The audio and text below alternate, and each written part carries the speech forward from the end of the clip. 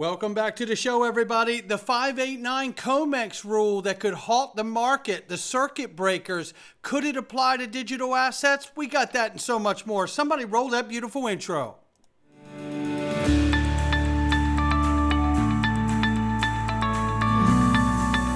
Digital Perspectives with Brad Kimes. Come on in.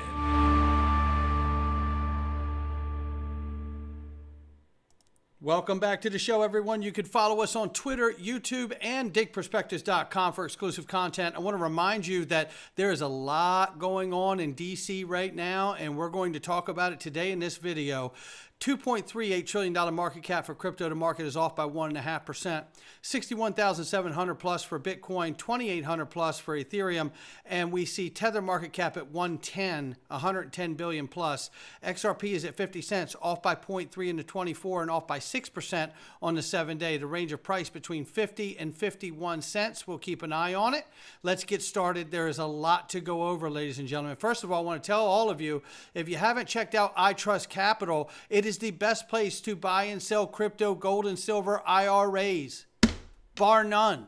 You get your own back office, as you can see right here. You are empowered as an investor. You can plan for your retirement. Listen, the only thing better than buying cryptocurrency is buying tax-free cryptocurrency. And that's exactly what you do inside this crypto IRA with iTrust. It's the best in the business. And again, you could choose to sell out. If I thought Bitcoin is going down, I could sell out of the position, go into something else, and then wait for it to return, do the dip, and then get back in. You hold the power. Where else do you have that kind of control? You just don't, right? But you do, because we're talking about a new way to invest, a new way to be able to have more power and controls over your retirement. No question about it. Let's get started right here.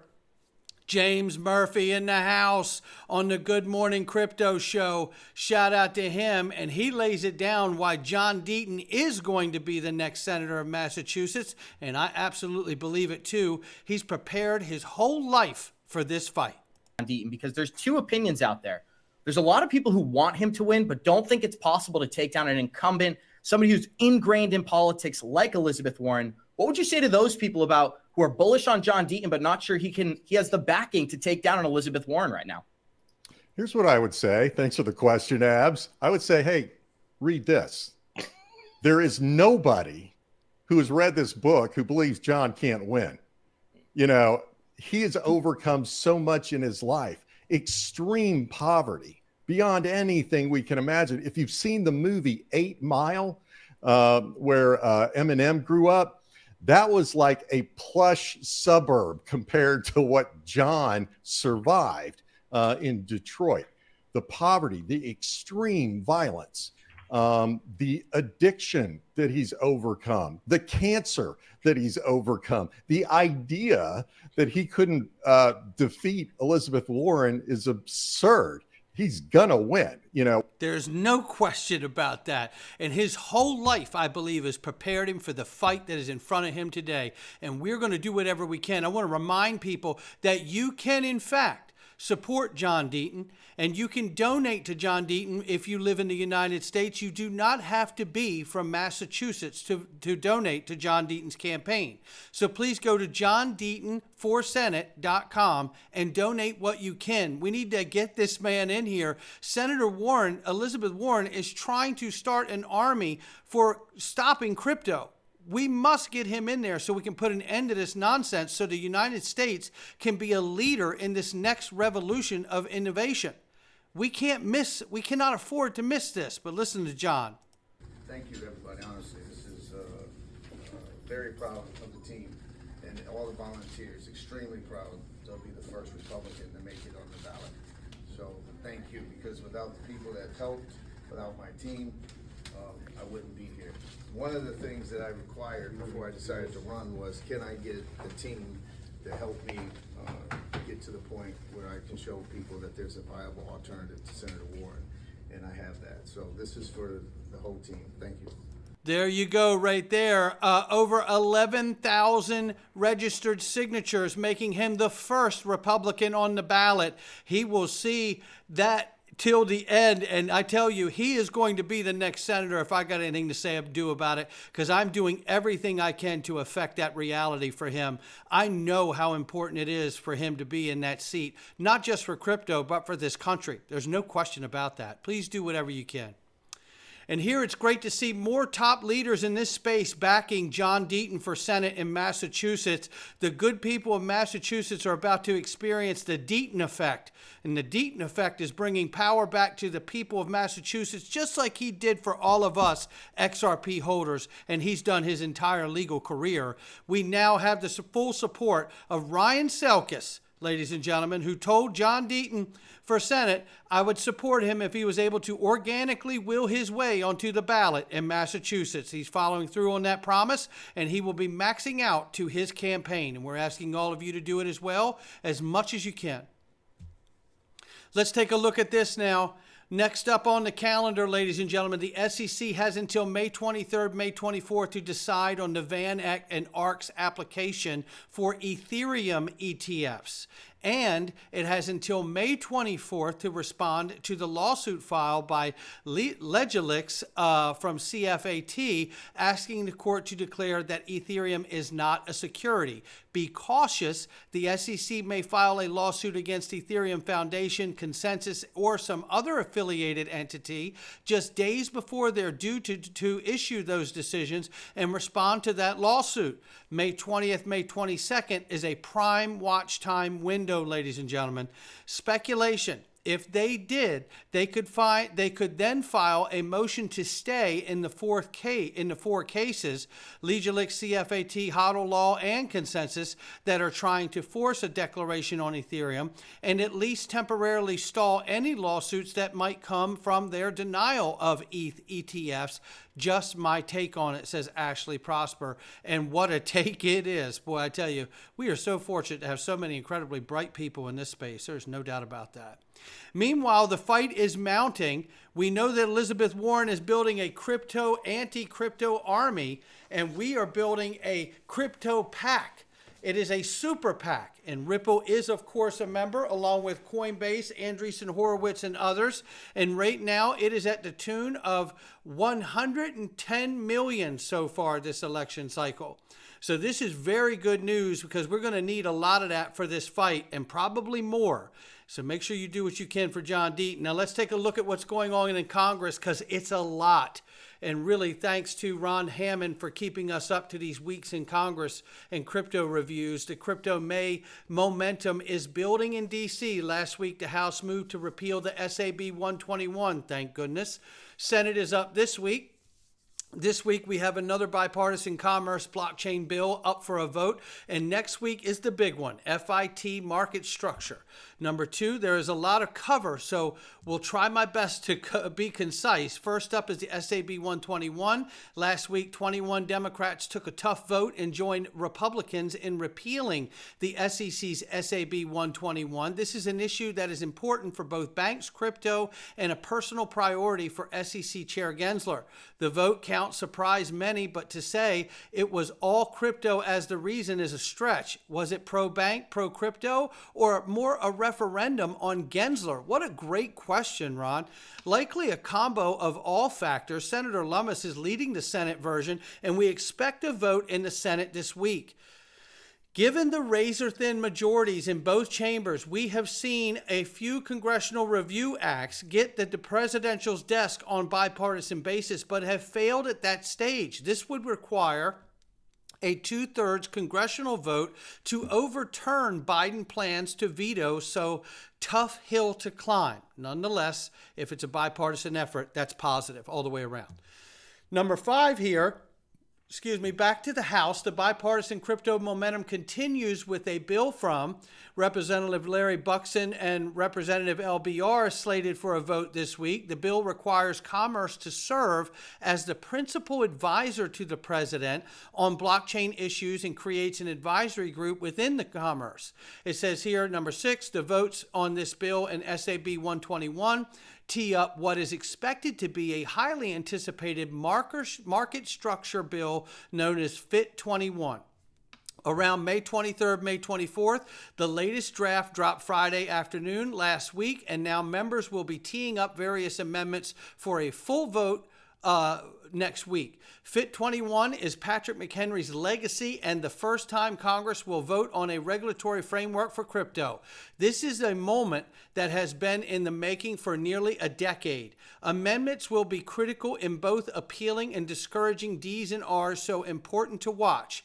Given the former President Trump's positive comments on crypto and some cringe political takes, the only thing on this topic I'll say from a DC perspective is that this is election year politics. Anytime there's demographic or voters to pick up, candidates will go that direction. No doubt about it, Ron. It isn't the president, though, that has been the obstacles for crypto. It has been the agencies pushing their bounds and Congress not asserting their role.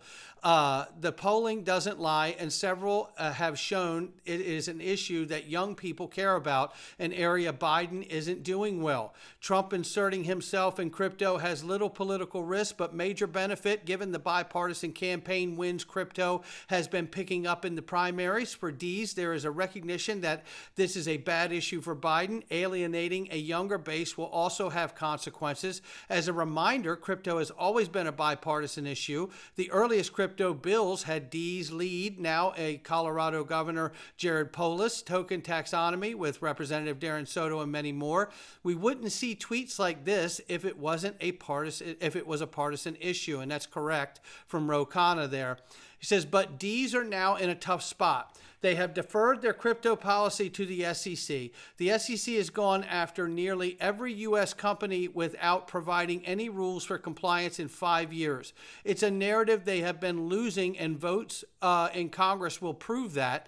The House, which skews younger, is much more open to crypto versus their Senate peers. Still not partisan, though. Look at Ron Wyden and Senator Lummis' letter past weekend pushing back on the DOJ's efforts on crypto enforcement. As you can see right here is what constitutes a money transmission business. So then you see here on number 14, politics has a terrible way of making everything a binary choice. But for years, crypto has been bipartisan. Pushback on Gensler has been bipartisan. Crypto legislation has been bipartisan. The status quo for crypto regulation isn't working, and Congress is recognizing that. And I guess that alone is what we should be thankful for. James K. Filan tells us here very quickly that a motion to file certain documents, to seal certain documents filed in connection with the SEC's motion for judgment and remedies. Ripple wants these things sealed so it doesn't reveal their business practices and things that they're doing.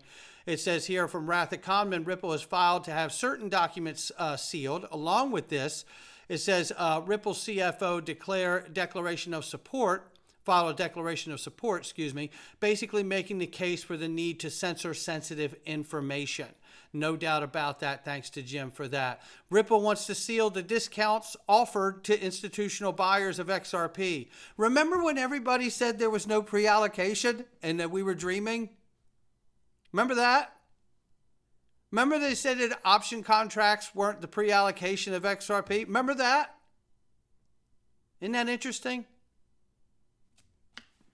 Well, they want to seal that information, and I don't blame them. I would want to also. It's been very critical in how they align with other banks and governments around the world. What Ripple are doing is inside the financial system. You're not going to get a play-by-play and get to see everything that's going on here. I don't blame Ripple for doing this at all. And looking right here to recap 4 reasons why Ripple wants to seal the discounts offered to institutional buyers of XRP. It says here, the information Ripple wishes to seal relates to the company's audited financial statements and ongoing business relationships. Ripple highlighted 4 reasons the court should grant its request to seal the audited financial documents. First, the company argued that since it's a private company, it has never disclosed its financial statements. Second, Ripple contended that public disclosures of its financial statements would be highly detrimental to its operations. The company added that publishing its financial documents would expose its financial condition, revenue streams, and long-term business plans. Third, The company stated that the proposed redactions to its financial statements do not affect the relevant substance of the remedies related brief. Lastly, Ripple emphasized that the court had granted similar sealing requests during the summary judgment phase of the lawsuit, and that's why I would expect them to honor that in this remedies phase. You want to know the crazy part? Why is Ripple going to have to pay any disgorgement at all? Why are they staring down the barrel of the possibility of paying that? Listen to James Murphy once again. And here's the thing. One thing the Second Circuit has been really, really, really clear about, and the U.S. Supreme Court has been really clear about, is disgorgement is supposed to go to the victims. Okay, so think about that for a moment. The disgorgement, let's say it's 900 million plus interest, doesn't go to the Treasury of the United States. It doesn't go to the SEC. It goes to victims. Okay. Now think about this for a minute. The SEC wins and gets disgorgement. They're going to have to pile on more money to institutional investors who already made a profit from their interaction with Ripple and buying XRP. You just can't make it up. I don't think you could say it any better than James just said it right there. How in the world are you going to award a judgment to actual customers and clients that didn't lose money? It just doesn't add up. 10 to 50 million is where I got the fine. And that's just for the black eye that the SEC is trying to cover up. Meanwhile, as covered here, the House to consider the FIT 21, the 21st Century Act. It will deliver robust consumer protections and regulatory clarity for digital asset markets. Where will it go? We don't know. But the fact that it's being entertained and voted on the floor of the House is amazing. Let us not overlook these things. No, it's not law, right? But the fact that it is here and we're being acknowledged and represented, the power of this innovation and where this world and markets are going can no longer be ignored. This is more evidence of it here. HR 6572, ladies and gentlemen. This is what we need to see happen. Real acknowledgement, real legislation crafted to allow everyone to know what the rules on the road are. Everyone wins. All boats rise. That's where this is going, and not a day before. That's going to do it for me. I'll catch all of you. Actually, we're going into the Freedom Zone, and you're going to want to join us. Oh my, oh my. Could the 589 Comex rule come into play in this new nascent market of digital assets? We're going to take a look at that right now. Go to digperspectives.com, click the Freedom Zone, and come on in. Not financial advice from me or anyone else. All right, welcome back.